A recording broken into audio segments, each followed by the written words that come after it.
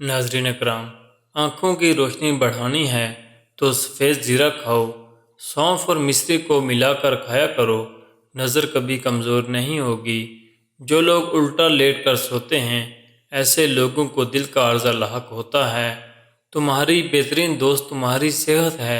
अगर ये साथ छोड़ दे तो तुम हर रिश्ते के लिए बोझ बन जाओगे। पानी के साथ आंवले का मुरब्बा खाया करो, कभी बुखार नहीं होगा। इंजीर और बादाम का मिल्क शेक पीने से भरपूर जिस्मानी क़ुव्वत मिलती है। केले और खजूर का मिल्क शेक पीने से वज़न बढ़ता है और खून बनता है।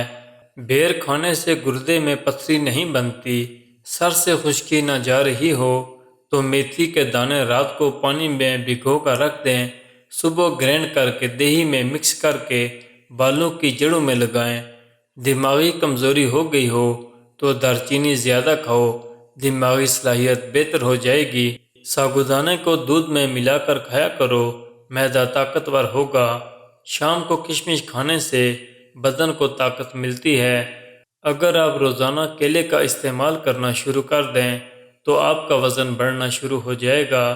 वो लोग जो मोटे हैं और दुबला होना चाहते हैं तो वो सब्जियां और लीमू खाना शुरू कर दें। अगर आपको शुगर हो या पट्टों का खिंचाव, जोड़ों में दर्द हो या जिस्म पर सोजिश हो, कोलेस्ट्रॉल कम करना हो या निज़ाम बेहतर करना हो, वज़न कम करना हो, कैंसर हो या हाई ब्लड प्रेशर, तो अलसी के बीजों को अच्छी तरह से साफ़ करके हल्की आंच पर गर्म कर लें। फिर उसका पाउडर बना लें और एक चाय की चम्मच एक गिलास नीम गर्म पानी में शामिल करके सुबह निहार मुँह पिएं।